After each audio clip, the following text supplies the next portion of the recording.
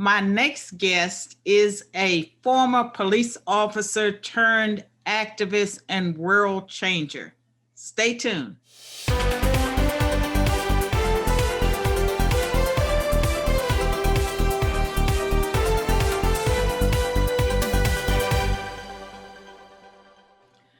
Welcome to another episode of Conversations. This is the show where we talk about anything and everything. And today we're going to be talking with a former police officer who has made a mark in the world as an influencer, an activist, and also a co-founder of Blexit. My guest is Brandon Tatum. He is the author of a forthcoming new book that you will learn more about during the show. The title of the book is Beaten Black and Blue, Being a Black Cop in an America Under Siege. So meet Brandon Tatum, the co-founder of Blexit. How you doing? Hey, it's such a pleasure to have you on the show. Oh, my pleasure to be here. And I want you to have an opportunity to tell our viewers a little bit about who Brandon Tatum is. And, I know you're involved in football and you come from what seems to be, I come from the bottom, but a solid, middle class family. You had a father and you've been involved in sports for a long time. So tell us a little bit about your background. Yeah, so I was brought up in a pretty interesting setup. My mom and dad separated when I was very young, but my dad always remained in my life. And my mom and dad had a very rough upbringing, and I really applaud them for doing the best that they can to give me a better situation than they started with. My mom dropped out in the 8th grade. My dad, like me. Yeah, my dad initially had only a high school diploma, and the interesting thing is my grandmother actually had my mom when she was only 12 years old as a victim of rape. So wait, hold on, Brandon. Your Wikipedia, and I read it very closely, and I don't think much of Wikipedia, but I didn't know all of these things about you. Yeah. Well, sometimes I don't know who writes these Wikipedia accounts, but they may not know much about the people they're writing about. But yeah, my mom had, grew up in that circumstance, which gave us, slightly an adversity growing up. But however, my dad being in our lives, even though we didn't live with him 100% of the time, all the time, I think had a tremendous effect. I got arrested when I was 8 years old for smoking marijuana in a vacant house. So I still kind of dabbled in that, hood life. And, some of my cousins influenced me and my brother, to be in the gang and do a lot of nefarious things at a young age. However, sports pretty much rescued me from those things. And my father being in my life and giving me direction, pretty much give me tough love. Right. Is what got me on the path to focusing more on athletics and focusing on getting my grades so that I can be successful. Now, you say you got arrested at 8 years old. I want you to tell us about the memory of that arrest. And I'm sure you came away hating police officers. Probably you were traumatized, for most of your life. Is that right? Yeah, to a certain degree. I was told that police are racist white people. So in this interaction that I had with the police, it didn't really help out the cause. Although there were Black police officers there, it's still the sentiment of law enforcement in this country when I was younger was not a very good, understanding, when I was brought up. But I mean, now that after being a police officer and everything, I know that they were right in what they did. But when I was only 8 years old, it was about 7 of us. We were in a vacant house trying to smoke marijuana. And they busted in there like they were taking down America's Most Wanted. I mean, they had guns in the window. Some of the guys came through the front. They were yelling, "Get on the ground, get on the ground." Once they got us all out of the house, one guy was 17, so he went to what we call big boy jail, and they took him by himself. But the 6 of us, they piled all 6 of us in the back of a patrol car. 5 of us across, all handcuffed, and they laid a guy over the top of us. They had that many handcuffs? Well, they handcuffed us one by one, wrist to wrist. So they handcuffed all 5 of us, and then they laid a 6th person over the top of us. and they drove us to a abandoned lot where they took us out, got our information and everything. Then they put us in vehicles 3x3, took us to the substation, and it was the scariest moment of my life. You know, it sounds cool when you listen to it on the music, listen to it on the music, or see it in the music videos, being a gangster and all this stuff sound cool until they tell you you could be facing a year in juvenile detention and away from your family. And also, one of my biggest fears was that if my dad found out, I don't know if we gonna make it out alive, so that was probably my biggest concern beyond, the potential of being in juvenile detention. Now, was it a deterrent for a while? Oh, it was a big deterrent. And the funny thing is because when we were at the detention center, I thought they were going to call my cousin's parents, which they could care less. They're not going to whoop us or nothing. And my dad showed up, and it was the end for us. We thought he was going to beat us. So once we got in the car, my dad did something strategic that I think was probably the most effective way of discipline. Was I loved basketball at the time, and I wanted to be just like Michael Jordan. And instead of my daddy beating us like we probably deserved, he turned around and told me, he said, look, you will never make it to the NBA if you don't start acting with integrity and doing the right thing. Amen. And that stuck with me for the rest of my life. And that's what turned me more so than a whooping. And when you say a whooping, a lot of some of the people that watch this show are white, and they may be middle class. And so when you talk about a whooping, would you explain what a whooping is?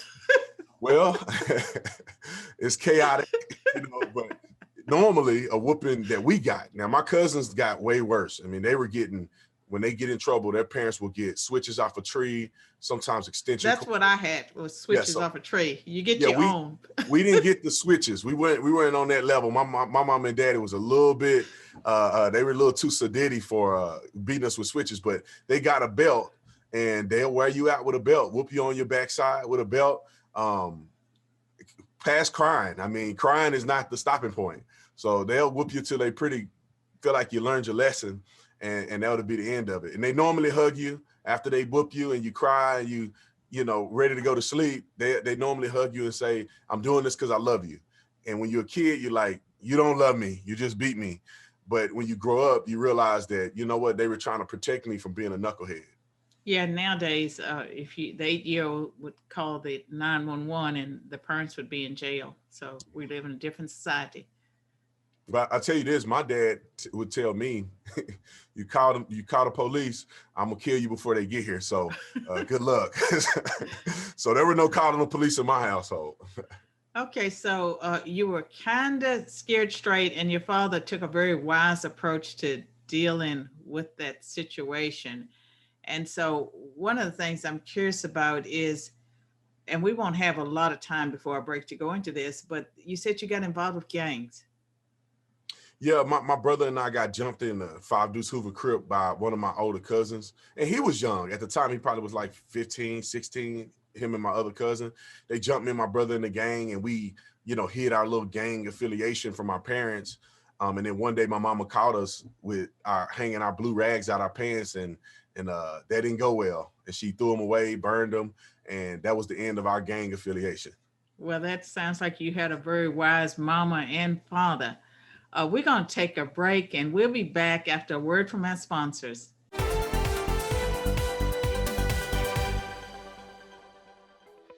Conversations with Dr. Carol Swain is made possible by Cooper Steel, a family-owned business that provides the steel fabrications for some of the greatest buildings across the United States. 60 years ago, Kenneth and Faye Cooper founded their company in Shelbyville, Tennessee. Cooper Steel believes in sponsoring Carol Swain because we believe as she does, you build strong, you stand strong. What started as a vision and now a nationally recognized and operated company that remains true to its founders' Judeo-Christian values and principles. Cooper Steel is committed to excellence, responsibility, and community. Cooper Steel's motto is, build strong, stand strong. They treat their employees and customers like family. Thank you to Cooper Steel for standing strong with Conversations with Dr. Carol Swain.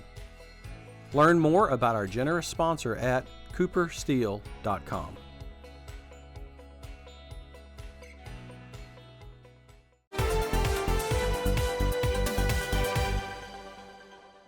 I'm back with my guest, Brandon Tatum. And so your mother intervened. Wasn't she afraid of the Crips? Well, I think that my mom looked at it as us not really being deep involved in the gang activity because we were really young. I think at this point, me and my brother may have been 10, 13 or whatever. And Uh-huh. so my mama knew that we wasn't deep gang bangers. She didn't raise us that way. We were gang banging on the side when we go to our cousin's house in the summer. So my mama knew we wasn't heavily involved, and she felt it was necessary to nip it in the bud while we Right. were still kind of young and trying to feel it out. And so that's my mama made the wise decision to do that before we got too heavily involved. Now, tell me, I know you became focused on your education and on your career, your sports career. What was the turning point for you? Um, from that life to my sports career. Yes. I mean, obviously, at some point, you got very serious about school and you got started thinking about the future because things just don't happen. You had to have a plan, you have to have a vision. So, what was the turning point for you that you decided, I don't want, the kind of life I see with my cousins. I want to do something different. Yeah, it was kind of a combination of that gang affiliation thing that I was talking about and my dad having that stern conversation with me and just my sheer desire to want to do better. And I wanted to play in the NBA. So slowly, methodically, I began to change and focus more on getting an education, staying away from doing nefarious things with my cousins. And I started to actually excel in sports. So in middle school, I noticed that I was a little different and I had a natural ability to do well. My brother was a world-class athlete ever since we were young. So I kind of was late to the party, but he gave me something to model and actually something to chase after. So when I got to high school, my brother was an All-American football player in high school. And then I followed his footsteps. I was an All-American football player, top player in the nation coming out of high school. And I had scholarships to just about every university in the USA. And where did you go to college? I ended up choosing University of Arizona in Tucson. Okay. All right. And that's quite a background. And I really want to get to how do you, what caused you to enter law enforcement? Because I know you had this podcast. What is it? Officer Tatum? The Officer Tatum. Okay. Officer Tatum, tell us how that happened. Well, I grew up in the all black community, and so there was a lot of transition in that happened before I became a police officer. When I was growing up, and I like to say it was in an Afrocentric perspective because I was just all around nothing but black people, and my high school was 98% black, and it was a culture shock when I went to college because it was turned to like 90% white and just the black guys on the football team. But it began to break up these ideologies that I had because I thought that white people were way more racist, and I thought that black and white division was way more apparent. And then when I got to college, it was like, wait a minute, I was living in a bubble or people were lying to me, one of the two, because I Right. had no racial interactions when I was in college, majority white university. And then the biggest turning point for me that I felt like opened up my heart even more and put me in the trajectory of success was when I got saved in 2008. So I went to a small apostolic church, got baptized in Jesus' name and filled with the Holy Spirit.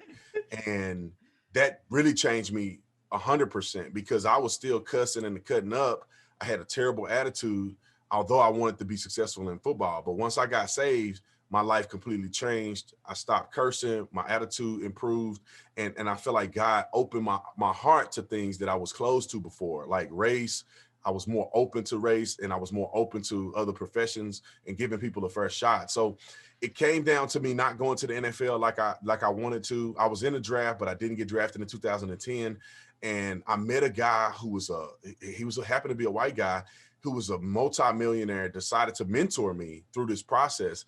And he told me I need to make a decision if football is not yielding results. So I applied for everything in the city of Tucson, including the police department, although I was still unaware of what policing was about. One day they called me back and I said, you know what? This is an opportunity for me. At the time I had a small son. He wasn't even born yet, but he was about to be born. And I said, you know what? I need to make something of myself and do well. And so I applied. I went to did a ride along, and it changed my life. And Brandon, I had a Christian conversion experience late in life, and it was one of those little black inner city churches too. And and so I know everything, what you're talking about the spirit-filled experience and just how it just sort of totally, for me, God lifted off me a lifelong fear of public speaking. Wow. And before that, I had been a faculty member. I was trying to write down everything that I was going to say, and I turned down an opportunity to be on Good Morning America while I was at Princeton because I was afraid. And so I know what a life-changing experience it can be when you are truly converted and not just dipped in water. Right, 100%. And that God unveiled to me to be open to these things that I was never really open to in the past. And even race, even though I had a sort of a culture shock going into college, I did take Africana studies in college, and it made me still have a lot of animosity towards white people because when we talked about slavery and That's all the this whole stuff, purpose of those courses. right. And I took the study of whiteness too, because they had a study of blackness and whiteness. So I took the study of whiteness. So the whole class was about white supremacy, whiteness in America. And it just really made me angry towards white people. But like I said, when I got saved, I realized that we're all God's children and color means absolutely nothing. And so once I went and did that ride along, I saw a hero for the first time in my life. I used to really admire athletes, which I do still believe athletes are incredible individuals. A lot of them are. But that police officer, Sean Payne, he actually is in my book, Sean Payne just blew my mind. I could not believe that this guy had done these things on that ride along, saving people's lives, life and death situations, going 90 miles per hour in a patrol car to save a person's life that I witnessed firsthand. And having the courage to do that on a day-to-day basis just blew me away. And that's when I said, you know what, I want to continue the process being a police officer. And I became a police officer in 2011. And it has been a life changer for me as well. Well, I have done ride-alongs, and I'm a strong advocate for law enforcement. And one of the things I found interesting was that when I talked with officers, they had their own stories. Like it was a calling, for many of the ones I talked with, they could tell you the exact moment. I remember this officer that as a child, they were in an abusive situation, and this woman remembers the officer picking her up, putting on his shoulder, carrying her out. He rescued her. And so they are heroes. And it's really unfortunate that we are at a point in American history where there's so much negativity when it comes to law enforcement. And we're not going to get the same kind of people going into it, but hopefully there will be people who feel that they are called to do it and they will continue to do it. We have to take a break now. And when we return, more on this important subject and what you're doing with law enforcement as well as Blexit.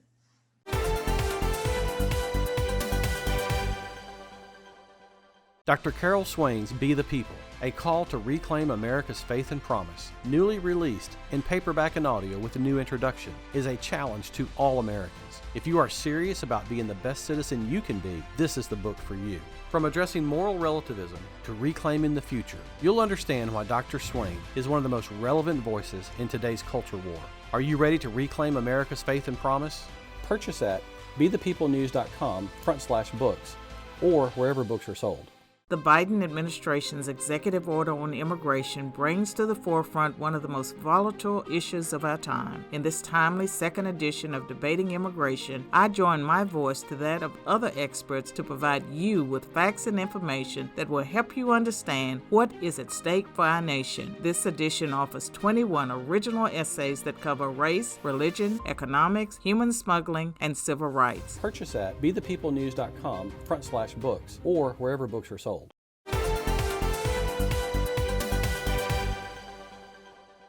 I'm back with my guest, Brandon Tatum.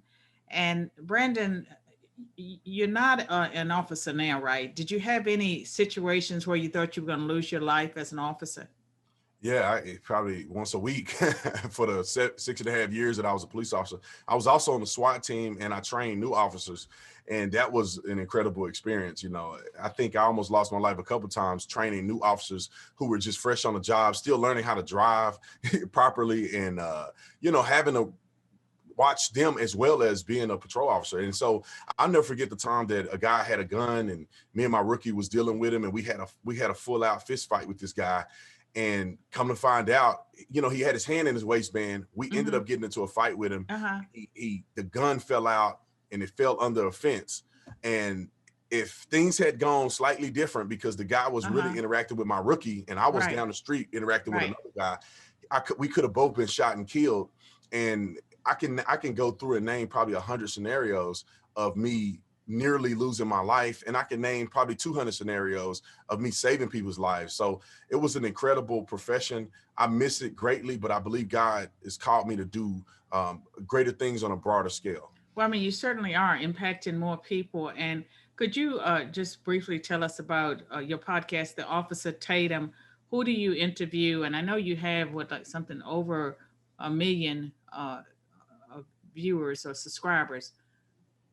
Yeah, so my podcast isn't as structured and as nice. You know, I really am kind of starting it out. However, I make these daily videos on my YouTube channel. I got 1.5 million subscribers on that channel.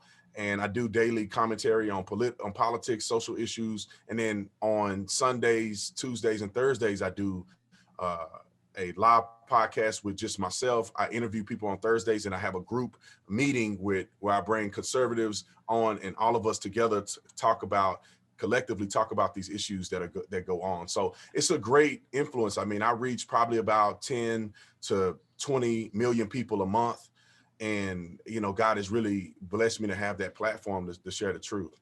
And how is it, how did you come to be a co-founder of Blexit along with Candace Owens? Yeah, interesting story. In 2000, and I think it was 16 or 17, I think right when I left the police department, Candace hit me up on Twitter when she was still Red Pill Black. I mean, she had only one video on YouTube, and nobody really knew who she was, and her and I both were like just starting out. And I remember her saying, hey, let's collab on some things. And her family happened to live in Phoenix.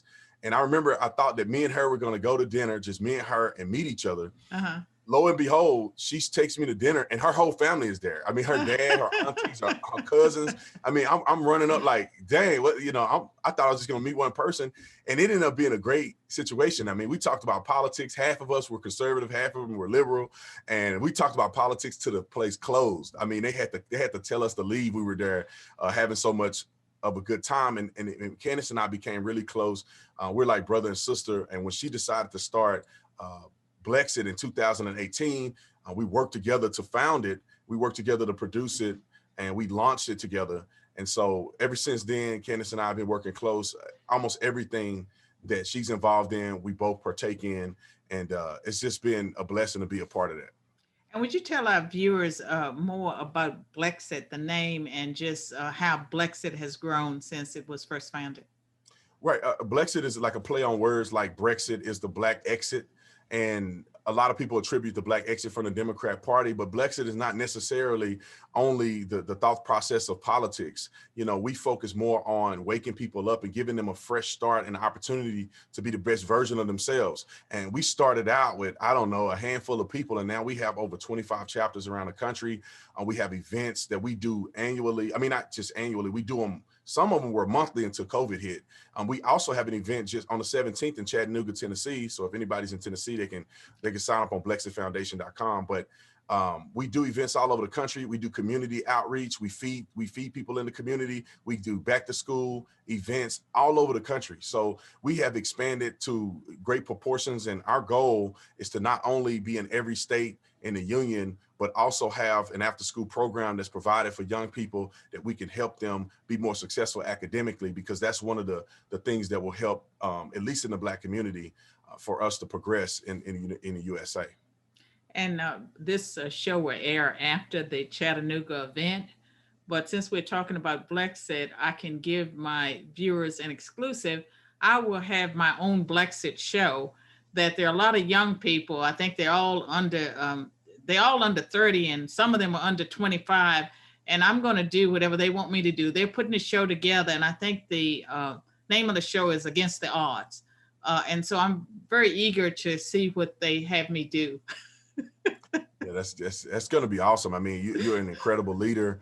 I mean, you've been an incredible leader for a very long time, and I'm just honored to be able to be on a podcast or be interviewed by you, because I mean, the history, the legacy of greatness in the Black community, I think comes from people like yourself. And I'm just praying that God allows me to take the torch and take it to another level, and you know, live out kind of the dreams that you guys have already set up for us. So hopefully the next generations to come will be successful and great, like, you know, you are, Dr. Swain. Well, I can tell you that people are discouraged about America, especially people my age. I'm not, because of Blexit and PragerU, Young America's Foundation, Clara Luce Booth Foundation, and all of these organizations of young people, Turning Point USA, that we have an army. And I think that within the Black community, that there's so many young people who are, quote, woke. And I think it's interesting that the political left uses that wokeness to describe themselves when they're totally indoctrinated. They are fast asleep. They have no idea about true reality. And so they're not woke. They're the opposite of woke. I guess they doped. I don't know what the opposite would be, but they're not woke. But I think these young people are. And so, you know, I'm with anything that's going to change America. And what I love about these young people is they care about our Constitution. They care about many of them care about Judeo-Christian values. Some of them are libertarians. And to me, a libertarian is someone that's not ready to make a commitment either way. That's a squishy position. So some of them are libertarians, but I think that for the most part, they're people that have rejected the progressive left, and that's what's going to take our nation forward. Yeah, and it's incredible to see it happen, you know, and be a part of it myself. And I see people even younger than myself who are out here doing the work. I was at Clemson a couple of days ago. Tommy Lahren was there. Graham Allen was there. We had over 1,000 people in attendance. Turning Point USA put this event on, and I've spoken at probably 26 universities through Turning Point USA.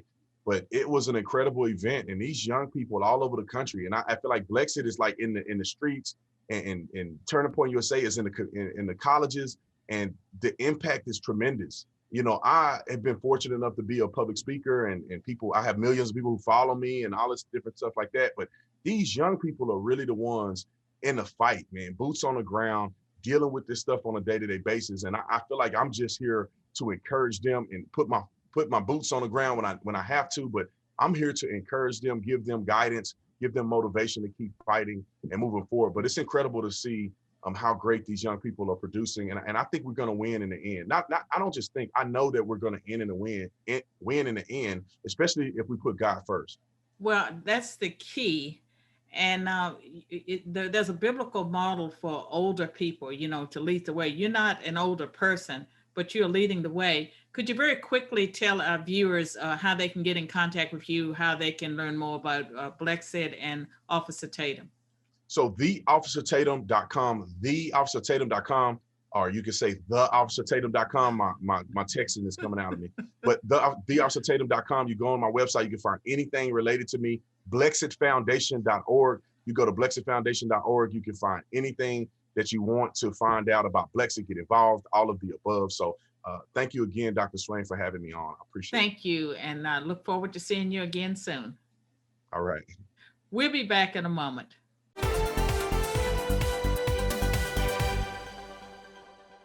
For those of you who would like to know what exactly our children are facing in their education system, this is a must-read book. It will equip you and prepare you to make decisions about your child's health, about your child's education. So I want to encourage every one of you to grab a copy of Dr. Swain's book and join with me and Carol on the front lines in this critical time to eradicate the liberal abduction of our children.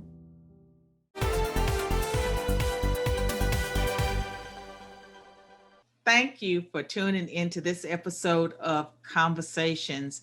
Brandon Tatum is doing some very important work through Blexit and his podcast, Officer Tatum. And so make sure you go to the Blexit Foundation.com website, as well as Officer Tatum's podcast. And remember to tell your friends and family about conversations. Each week we have fascinating guests. And so make sure you tune in next week. Thank you.